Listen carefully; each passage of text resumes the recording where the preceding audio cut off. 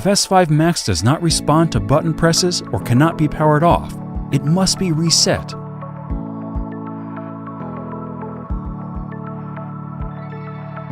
Power it on and lift the top cover. Press the system reset button using a needle or similar item.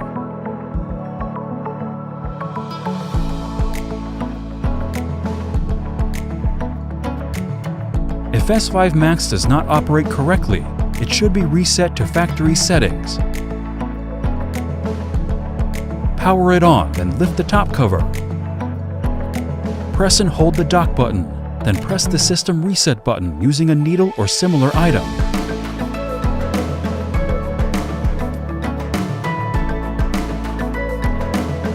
Keep holding the dock button until you hear a voice alert.